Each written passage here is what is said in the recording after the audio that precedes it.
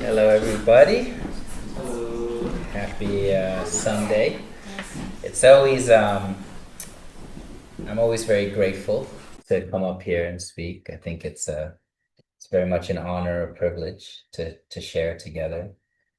And it really, I often feel words are very, words are not the best way to express our hearts. They're kind of the only way we have, but words, I feel, always kind of come short, right? I think it's kind of a reality of our lives. We try to explain ourselves, we try to share, but I'm sure everyone has experienced maybe a little bit the frustration of trying to share something with someone, but they hear something different, right? So it's kind of there's almost on an individual level, there's almost a translation that has to happen, and something is lost in translation, right? Um, so even like preparing for service, right? It's kind of a similar thing. Maybe there's a something I want to share, but it won't come across, or people will hear something different. Right? So it's something. It's just kind of a fact of life. Something I've accepted, right? So when I prepare for service, I'm not trying to almost give a specific message. I've kind of developed this way of preparing for service where I just want to share. I try to share what I'm feeling as best as I can. And then I pray that God kind of works through that and everyone listening, at least they can hear something that helps them, right? Doesn't have to even be what I'm saying. It could be something else, right? So, but I do look forward to the the spirit world language, right? There's a on our website, I put up that interview. I don't know if everyone's seen it, but the 1970s interview, Father went on TV and did an interview with one of these like night hosts. And the translator translated the word very well in English because the interviewer asked this great question because he was talking about his revelation with Jesus. So the interviewer asked him, did Jesus speak Korean with a Hebrew accent? Which is a great question, right? Because it really kind of gets to like, it's kind of skeptical, it's kind of cheeky, but it's actually a really good question because Father could answer. And the translator said, when you speak in spirit world, you speak heart to heart.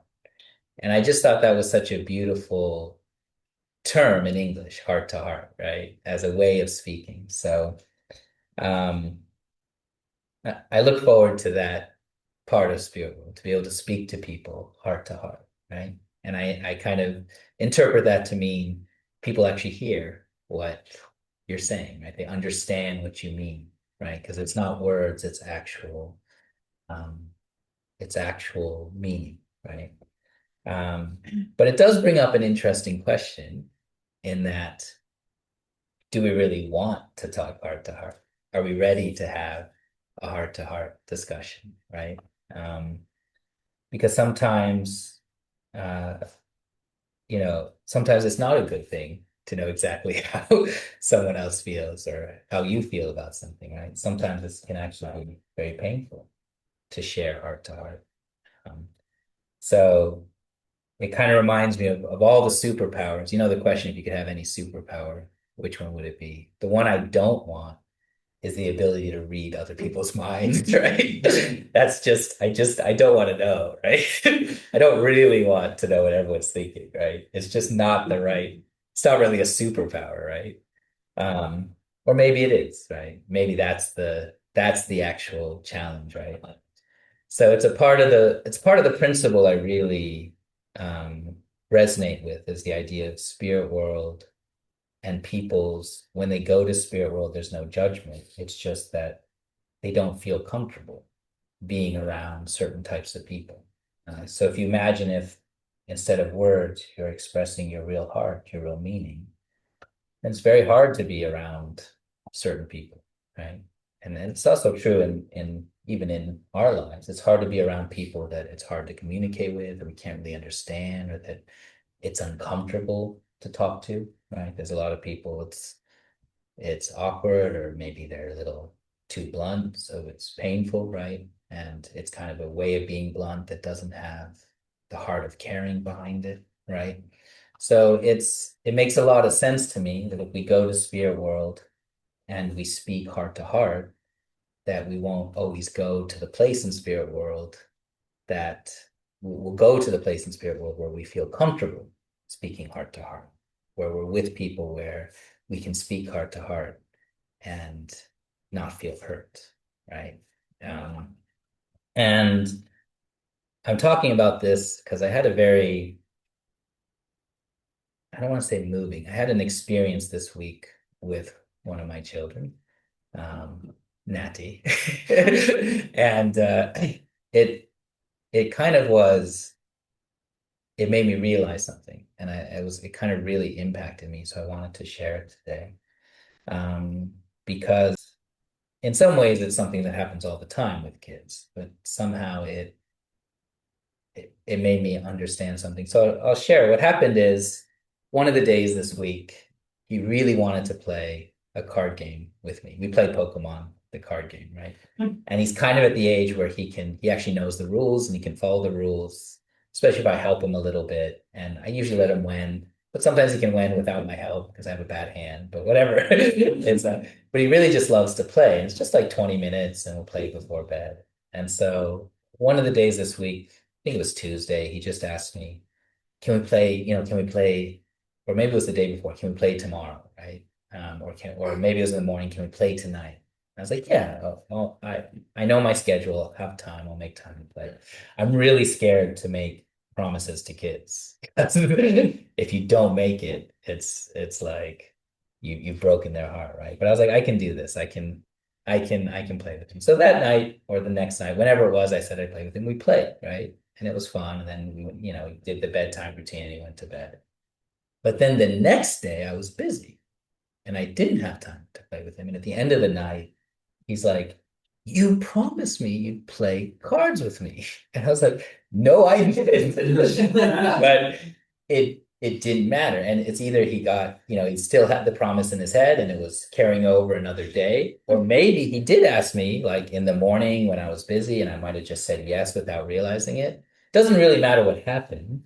What matters is that I could see his heart breaking. He was really genuinely hurt that I couldn't play with him. He started crying and it was like whole drama. But even for me, like, because I could physically see his heart breaking, my heart was breaking. Like this poor kid. It's such a small thing, but it meant so much to him. And, in some way, part of me is like kind of laughing, but it's like I can't because his heart's breaking and my heart's breaking. It's kind of a sad and funny situation. But what I just kind of realized in that moment is suddenly this kind of understanding that I have this complete and total like impact on him, like this power to completely break his heart even by accident, right? And I was almost scared of this realization of how much uh, I can accidentally hurt him, right? And even though this was kind of a small example of it, it almost scared me, right? Because it's actually such a powerful reality of the dynamic of parents and children, right? Is that in the beginning, they come out, they're born, they're completely dependent on you, but you're kind of all your focus is on them. And it's hard and you're tired, but you're just kind of giving and giving. But then it gets to a point where suddenly all their focus is on you. It's kind of almost a little bit of a reversal. And like everything you do impacts them so much, right? So it was really like, um, it just really got me thinking. And it's very much this kind of we played the next night. I had negotiated with him, calmed him down. I said, all right, we'll play cards next night. I'll make sure I do it, even if I have to cancel meetings, whatever. I'll play this 20-minute card game with you tomorrow. And then we did it the next night and he was okay, right? I don't know, maybe there's some permanent emotional damage there from that. Who knows, right? But but just the kind of almost visual representation of how much um, I impact him, right? And that was just a really, in one way it's beautiful and I love it, but it's almost scary, right? And I kind of realized that this is also true actually for each other, right? Um, we do impact each other very heavily, right? And every little interaction, every connection of heart is um is actually very powerful, right? Now, kids, because they're kind of so innocent and it's completely protected environment and they trust their parents, that's almost its rawest form, right? Um, but again, what really scared me is it was like genuine pain, right? It was a genuine heartbreak, and I could physically see it in his tears and in his reaction, right? And so, but as we grow older, we prevent that from happening to us, right? We kind of protect our hearts, we build our little walls, we kind of build some resistance to getting hurt, right? So it becomes harder to be hurt so easily because every time it happens, we kind of react to it and we try to build some protection and we try to make sure it doesn't happen again, right? So, um, so it's very hard then to then actually impact people with love as they get older, right? Where for my son, if I spend time with him, he's super happy and he feels super loved, right? In a way, it's almost easy, as it should be, right? That's very natural. But for everyone else in the room, 20 minutes together isn't going to be enough for us to for me to break your heart or for us to become lifelong friends, right? It takes a lot more time and a lot more investment. But I think it does highlight, especially for me, again, going back to this point of being able to speak to people heart to heart, is that we're all kind of so desperate for love, right? We're so desperate actually almost to for it to be that easy, but we're kind of like people who live in a desert. We kind of have to adapt to the reality that there isn't enough love, or that a lot of forms of love are painful, or they come with pain attached or trauma attached, right? So we've kind of built our culture and our way of living and our lives around this reality that love can be painful and that we have to protect our hearts. And so we've all developed a way to do that, right? We all have our own ways of protecting our hearts and protecting ourselves from pain.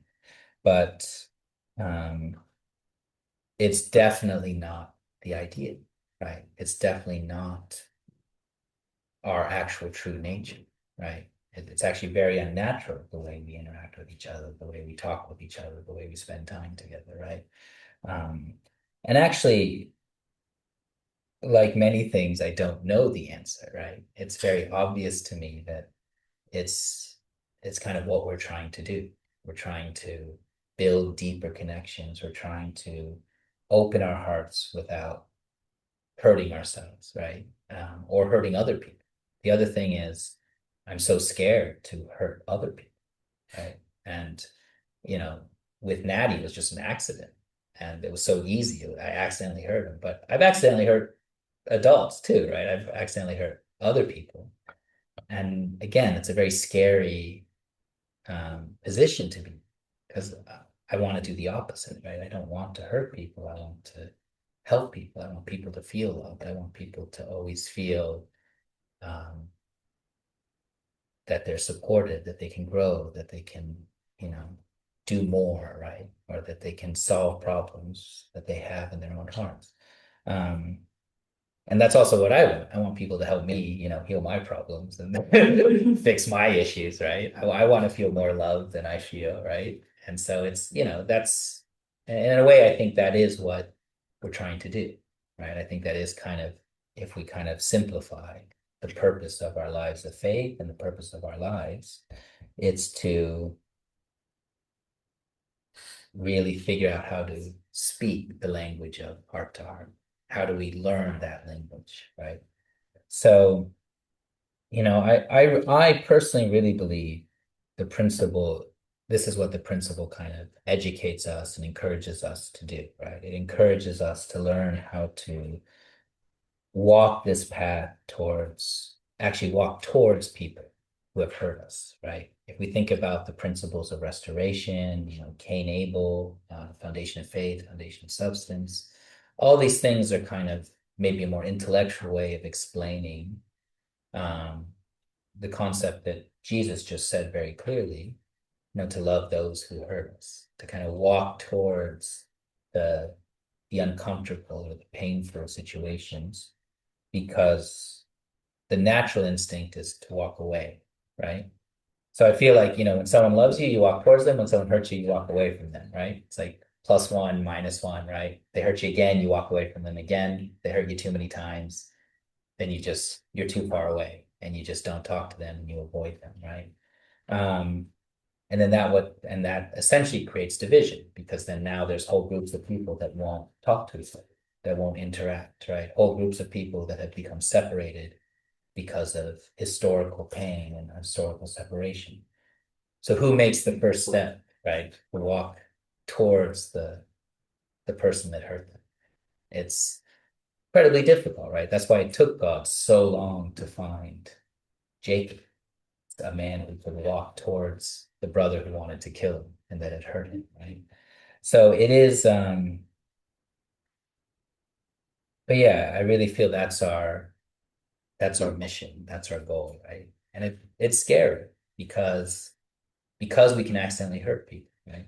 Because it's so easy to be hurt and to hurt others. How do we balance the two, right? How do we get hurt but still love back, right? And again, I don't think that's something that we can do just by thinking about it or by deciding to do it. I think that's what takes actual, um, let's say, divine intervention, right? Because if we don't have the love inside of ourselves, where are we going to get it, right? If we've been hurt, if we have to be protected, and we try to talk to someone and they hurt us, well, then it's going to hurt, and we have to take a step back, right? So where do we get the ability to love more than we have? And I think that can only come from the source of love. It can only come from God, right? And that's, again, the reason for prayer, the reason for a life of faith, the reason for kind of stopping and reflecting and understanding um, what we're doing right, what we're doing wrong, what we can change. So this is, yeah, so the kind of conclusion I wanted to share um, is let's really try to learn this spiritual language of heart to heart, right? That's, I think it's good preparation for when we eventually end up in spirit world. We can do it in physical world as well, right? If we can actually, when we're talking to someone, not to hear the words they're saying, but to hear the heart they're speaking from, right? And not just to like get the love from them, right? But also maybe to hear the pain in their heart and see then if we can heal it or help it or give them love to help them not to feel the pain or to heal the pain, right? So I didn't even share the title of the service, but I wrote it down. But I termed the service Fragile Hearts, right? And I think that's what scares me, right? My own heart, other people's hearts, it's all very fragile. Um, and so it's a delicate task to learn to speak to each other heart to heart. So I'd say what's important is that, I think elements of that are patience, giving people the benefit of the doubt, being patient with people, and then really trying to listen for things that aren't being said, right? Because again, I feel words they come so short of what we really mean, what we really intend, and what we really even believe or think or feel, right? They're just our best attempt to share with people. So on that very happy note, I will close with a prayer. Thank you, everyone. Um, Please join me in prayer. Salam Manashin Uri Hanul Bumonim. Our beloved and precious Heavenly Parent, each day we're grateful for the small joys that life brings. We know that if we can look back in time and see the suffering of our ancestors and the people that struggled to build the foundation that we now stand on. If we could really understand how blessed we are and how much love we've actually has been invested into our existence and into our life, I think the overwhelming emotion each of us would feel would be deep gratitude to each person and each situation that helped bring us to the beauty and the blessing of life. So I pray we can try to hold on to a sense of gratitude wherever we go and whatever we do. I'm very grateful for all of our brothers and sisters here in this room. Grateful for the kind of unifying work of our true parents to bring us together as blessed families and blessed couples. And I pray that each of us can really take the time each day to understand our own value and our own relationship with you, and then by extension to each other. So I just pray today we can spend time together after the service, share words and share experiences over a nice lunch, and to really take the opportunity to deepen our hearts and our understandings of each other and of ourselves. As always, we know that actually mother's health is probably not so good because they keep extending her stay in the hospital. But in other ways, it's good that she can be in the hospital rather than in the detention center. So as in all things, I pray we can move forward with faith, that your will can be done, and that even when it's not, those of us who are striving to do your will can learn from those struggles and those challenges and become stronger and more committed brothers and sisters. So we're grateful, as always, for this time together. I report this on behalf of the brothers and sisters here and in attendance to the Holy Mother Home. In the name of Young Il, Eli Lo, Blessed Central. Okay, thank you, everyone. I'll invite our MC Julie back up to finish the service. Thank you.